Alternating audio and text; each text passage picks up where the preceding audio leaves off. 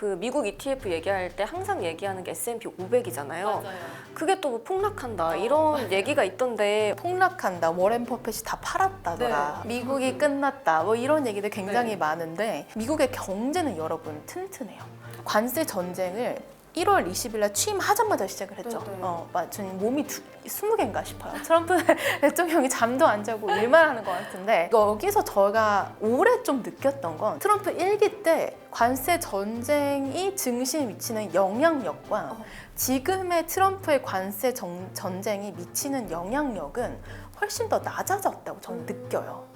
일단 지금 S&P 500과 미국에 대해서 폭락한다, 뭐 앞으로 안 좋을 거다 이런 얘기가 나오는 이유는 크게 5가지예요.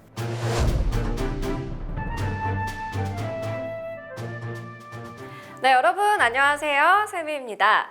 자, 제가 돈터디를 하면서 여러 가지 재테크 공부를 하다 보니까 ETF를 조금 무지성으로 여러 개 사기는 했었는데요.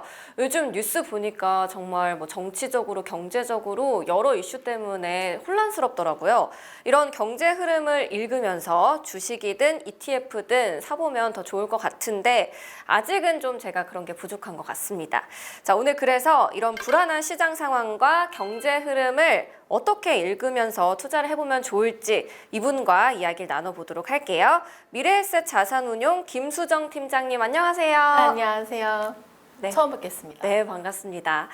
오늘 오프닝에서 잠깐 얘기를 했지만 본격적으로 ETF 투자에 대해서 얘기를 하기 전에 우리가 투자자로서 경제 흐름을 어떻게 읽고 또 ETF를 투자를 하면 좋을지에 대해서 좀 여쭤보고 싶은데요. 네네. 이런 흐름을 분석하는 방법이 있을까요?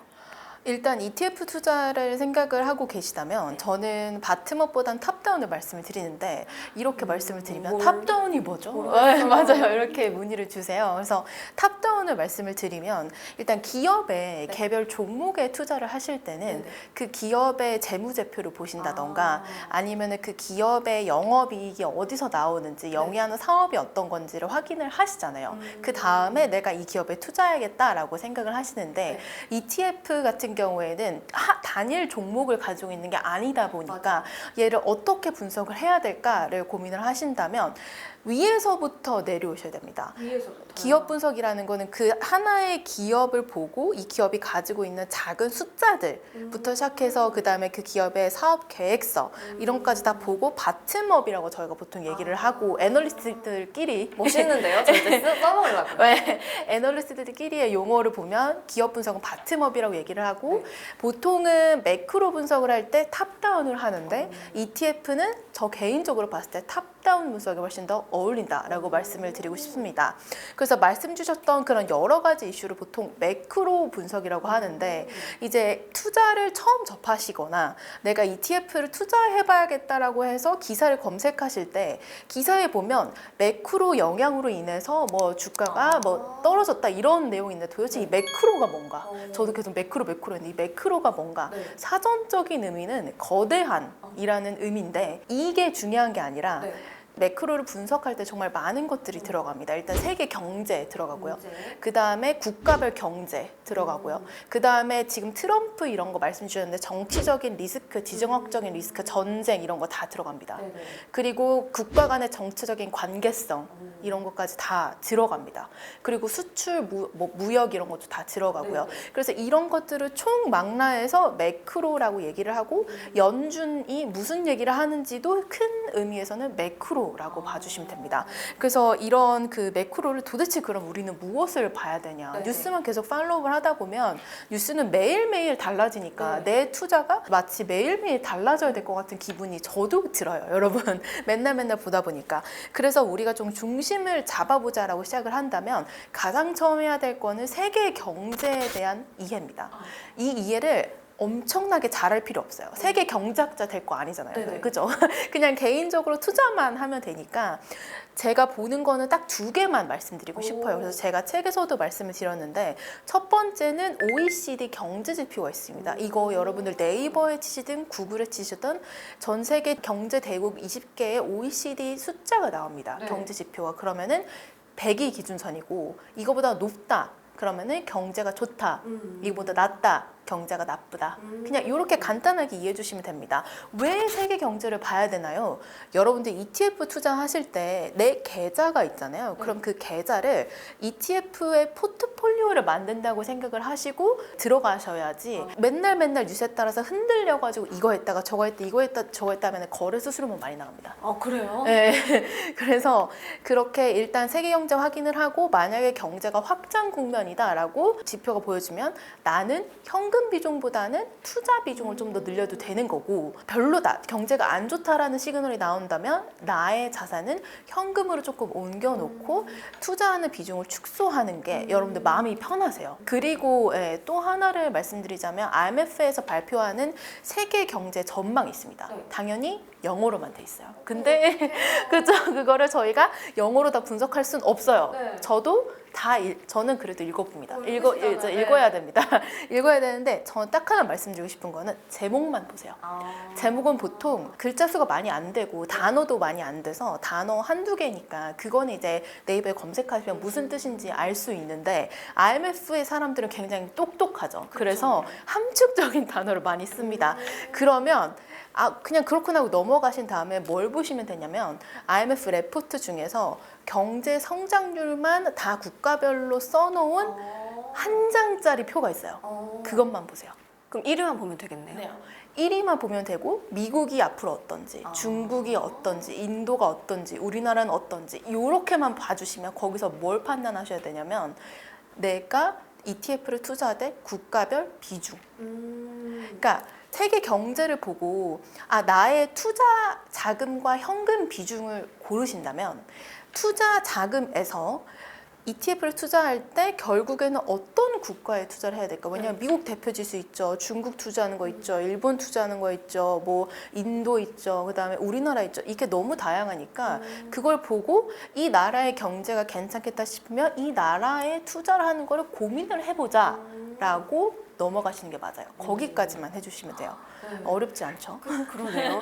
그러니까 흐름을 분석하는 방법을 핵심적인 걸로 딱 집어주셨는데 제가 또 근본적으로 궁금한 건 요즘에 ETF 투자가 정말로 핫하잖아요. 저 같은 어린 분들도 굉장히 많이 하는데 그럼 ETF 투자를 왜 이렇게 하라고 하는 건지 뭐 개별 종목이랑 ETF의 장단점을 혹시 얘기해 주실 수 있나요? 구글에 여러분들 ETF 장단점 이렇게 뜨시면 정말 따라락 나와요. 근데 거기에 있는 내용을 제가 말씀드릴 필요는 없다라고 생각을 하지만 한 번만 더 짚고 넘어가자면 ETF는 펀드의 장점 그리고 주식의 장점을 좀 합쳐놔서 이 펀드의 단점과 주식 몰빵하는 거의 단점을 좀 없애준 그런 상품이라고 저는 생각을 합니다. 그래서 좀 비교를 해서 말씀을 드리면 그냥 펀드 있죠. 펀드 투자하신 분들 많이 없으실 것 같긴 한데 나이가 좀 있으신 분들은 펀드 하셨던 경험이 있으니까 펀드 대비해서는 비용이 낮고 그 다음에 펀드 대비해서는 훨씬 더 투명합니다.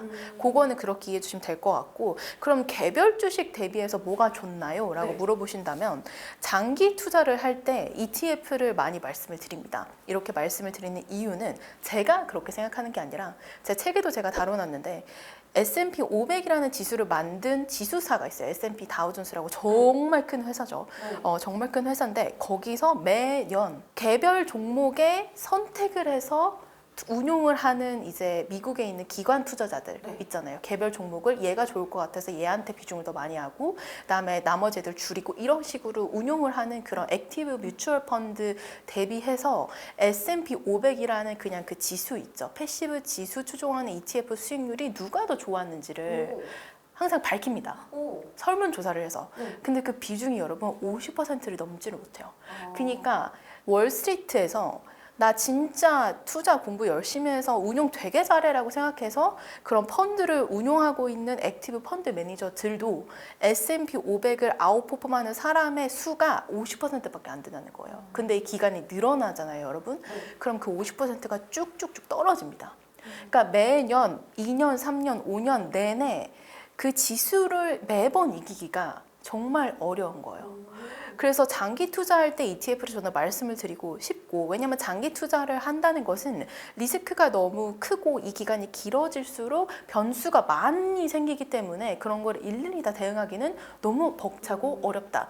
특히나 내가 이게 업이 아니라면 더더군다나 어렵다라고 이해해 주시면 될 것 같고, 두 번째는 제가 이 산업에 있으면서 좀 많이 느낀 건데, 혁신 성장 테마로 저희가 보통 합니다. 뭐 예를 들어서 지금으로 따지면 AI 같은 거겠죠.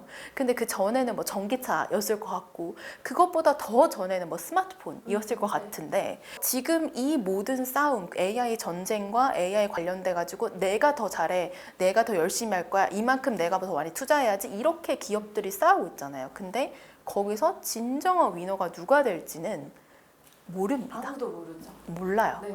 그래서 우리가 할 수 있는 어쩌면 최선의 방법이 ETF로 분산 투자해 놓은 ETF를 다 찾아서 투자하면 되는 거 아닌가라는 생각이 저는 들더라고요. 그래서 뭐 예를 들어서 지금 국내에도 굉장히 많고 미국에도 굉장히 많은데, 뭐 AI 관련된 하드웨어만 모아놓은 ETF, 미국 반도체 중에 AI 반도체만 모아놓은 ETF, 이런 것들이 굉장히 많은데, 여기서 지금 뭐 엔비디아가 1등이다라고 얘기가 나오지만 그 외의 기업들도 경쟁을 치열하게 하고 있기 때문에 누가 언제 앞설지 모르는 그런 상황 속이라면, 일단 ETF를 투자를 하고 그 다음에 거기서 이제 두각을 나타내는 기업들이 있을 거 아닙니까? 그럼 걔네들을 따로 내가 개별 종목으로 투자를 하고 싶으면 투자를 해야 하지 않을까라는 생각이 저는 들더라고요. 오, 맞네요. 방금 그 팀장님이 또 S&P 500 예시를 들어주셔서 궁금한데, 요즘 미국 ETF 시장이 어떤지가 궁금하거든요. 정말 그 미국 ETF 얘기할 때 항상 얘기하는 게 S&P 500이잖아요. 그게 또 뭐 폭락한다 이런 얘기가 있던데 어떻게 되나요? 뭐 폭락한다, 워렌 버핏이 다 팔았다더라, 네. 뭐 미국이 끝났다, 뭐 이런 얘기들 굉장히 네. 많은데, 일단은 제가 그래서 경제를 보셔야 된다, 제가 그래서 매크로를 보셔야 된다 이렇게 말씀드리는 이유가, 그렇게 기사 제목이라던가 이런 것들은 자극적으로 나올 수밖에 없고, 그걸 절대 탓하지 않고, 워렌 버핏이 S&P 500 팔았을 수도 있고 나중에 다시 살 수도 있잖아요. 그 사람은 뭐 이제 본인이 자유롭게 운용을 하는 분이니까. 그러면 우리는 다시 좀 중심을 잡기 위해서 미국에 대해서 여러 가지 왜 그런 얘기들 나왔는지 살펴보고, 그런 얘기들이 진짜로 그렇게 전개가 될까를 한번 봐야 됩니다. 일단 지금 S&P 500과 미국에 대해서 폭락한다, 뭐 앞으로 안 좋을 거다 이런 얘기가 나오는 이유는 크게 5가지예요. 첫 번째는 금리 인하 속도가 너무 느리다. 그러니까 작년까지만 하더라도 금리 인하한대, 야 빨리 미국 투자해야 돼, 지금 당장, 막 이래가지고 많은 분들이 정말 많이 미국에 투자를 하셨는데, 막상 올해가 되고 나 보니 인플레이션율이 연준이 예상했던 것만큼 잘 잡히지 않는 것 같다라는 생각을 연준이 하기 시작하면서, 금리 인하 속도가 느려지면 성장성을 기반으로 가던 미국의 대부분들의 주식들은 아무래도 좀 슬로우 다운 할 수 있고, 그 다음에 두 번째는 트럼프 대통령 관세 전쟁 여파 때문인데, 요것도 좀 말씀을 드리자면, 관세 전쟁을 1월 20일 날 취임하자마자 시작을 했죠. 저는 몸이 20개인가 싶어요. 트럼프 대통령이 잠도 안 자고 일만 하는 것 같은데. 근데 여기서 제가 올해 좀 느꼈던 건, 저는 2017년에도 이 리서치 센터에 있었거든요. 그때 트럼프 1기 때 관세 전쟁이 증시에 미치는 영향력과 지금의 트럼프의 관세 전쟁이 미치는 영향력은 훨씬 더 낮아졌다고 저는 느껴요. 그러니까 1기 때 정말 많이 흔들렸었고, 하루에 막 3% 떨어지고 그 다음에 4% 떨어지고 막 이랬던 때가 있었는데, 그때는 많은 투자자분들도 그렇고 미국의 기관 투자자들도 그렇고 이런 사람이 처음인 거예요. 관세 전쟁을 하겠다고 나서는 대통령도 처음인 거예요. 그래서 제가 그때 잠을 못 잤는데, 근데 그때 트럼프 1기 때 S&P 500 지수는 그냥 그 기간을 놓고 딱 잘라놓고 보면 상승했어요. 아, 그래요? 네, 그러니까 그걸 알잖아요. 그래서 좀 덜 민감하게 반응하는 거라고 저는 생각이 들어요. 한번 겪어봐서. 겪어봐서. 그래서 결국에는 미국을 위한 대통령이 될 거라서 네네. 미국 기업들한테 해가 되는 일은 하지 않을 거고 그렇다면 결국에 그게 주가에 긍정적으로 나타날 것이다. 하지만 관세 전쟁 때문에 변동성은 어쩔 수 없는 부분이다라는 것들은 기억해 주시면 좋을 것 같고 금리 인하 속도 관련해서 말씀을 드리자면 어쨌든 금리 인하 사이클입니다. 금리 인상 사이클은 아니잖아요. 금리 인상 사이클이 들어간다 하시면 여러분 지금 주식에 있는 ETF 거의 다 빼서 이제 채권형, 금리형 쪽으로 가셔야 되는 건데 어쨌든 금리 인하 사이클이다. 그러면은 성장주 위주로 흘러가는 미국 증시는 긍정적인 효과를 기대할 수 있는 거고 그 다음에 세 번째가 인플레이션 우려인데 이거는 솔직히 말씀드리면 관세를 올리면 인플레이션율이 올라갈 수밖에 없어요. 그래서 이거를 연준이 어느 정도로 판단하는지가 중요한 거지 인플레이션율 자체가 높아진다고 해서 주식이 안 좋은 이유는 금리 인하가 늦어질까 봐 그런 거니까 다시 1번으로 돌아간다고 봐주시면 되고 네 번째는 소비 심리 위축이에요. 갑자기 물이 1,000원에서 관세 때문에 1,500원이 된다고 생각해 보세요. 안 사고 싶지 않나요? 좀 참게 되죠. 정수기에서 뽑아 먹어야 될 것 같잖아요. 사 먹지 말고. 근데 그런 것들이 지금 관세 관련돼서 뉴스가 너무 많이 나오다 보니까 미국에서 소비 심리 위축이 좀 나타나고 있는데 미국의 경제는 여러분 튼튼해요.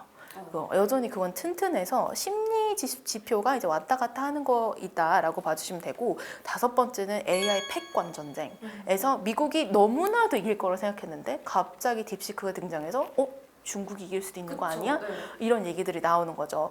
근데 여기서 사실 아직 승장은 정해지지 않았다라고 저는 생각을 합니다. 그리고 지금 딥시크 관련돼서 이야기가 나오고 있는데 거기에 대해서 트럼프가 발언했던 것들을 총 집합을 해보면 지지 않기 위해서 최선을 다할 거예요. 그래서 그런 것들은 앞으로 저희가 지켜볼 필요가 있다라고 생각을 합니다. 그렇습니다.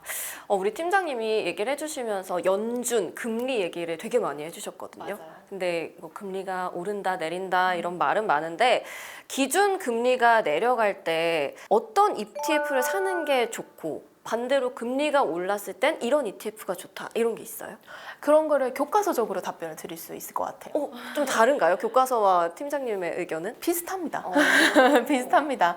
이게 왜냐면 금리가 오른다라는 거는 지금 고용과 인플레이션율이 엄청나게 과열됐다라는 상태고 경제가 호황이겠죠. 근데 너무 과도한 거예요. 연준이 봤을 때. 그러면 금리를 인하게 되는데 그러면 주가는 떨어질 수밖에 없어요. 왜냐면 금리를 인상을 하면은 대부분의 기업은 미래 가치를 땡겨서 주가에 반영이 되잖아요. 근데 그 미래 가치는 앞으로 기업이 성장성이 어떻게 될 것이냐에 따라서 달라지는 건데 이 기업의 성장성이라는 것은 내가 대출을 받고 R&D를 하고 앞으로 좋은 기술력에 투자를 하겠습니다라고 얘기할 수 있는 그 운운을 할 수 있는 폭이 줄어드는 거예요. 금리가 올라가면 기업들이. 그리고 내가 만약에 대출을 받았어요. 그냥 개인적으로 집 대출이든 뭐 주택 담보 대출이든 뭐 신용 대출이든 받았어요. 근데 금리가 갑자기 올라간대요. 그럼 나는 소비를 확 줄이겠죠. 쓸 수가 없죠. 쓸 수가 없겠죠. 이자내야 되는데. 맞아요. 그러면은 그거에 따라서 사람들한테 판매를 해가지고 이제 돈을 벌었던 기업들도 허리띠를 졸라매게 됩니다. 그러다 보면은 고용이 줄어들고 인플레이션율이 잡히고 이제 등등등 이런 여파들이 있는데 그때는 금리 추종형 ETF로 일단은 가셔야 돼요. 그 다음에 안정적인 ETF로 가셔야 돼요. 그래서 뭐 CD 금리를 추종하는 ETF나 코퍼 금리를 추종하는 ETF 이제 검색해보면 굉장히 많으니까 그런 ETF로 가시는 게 맞는 거고 금리가 올라가면 금리를 추종하는 ETF의 수익률은 금리가 올라가는 만큼 올라갑니다. 네, 그래서 그쪽을 말씀을 드리고 금리가 내려간다, 기준금리를 내린다 그러면은 성장주 위주의 포트폴리오를 가져가시는 게 맞아요. 그리고 주식 위주의 포트폴리오를 가져가시는 게 맞죠. 교과서적으로 볼 때도 그렇고 실질적으로 그냥 백데이터를 돌려봤을 때도 그게 더 나은 선택이다라고 생각이 듭니다.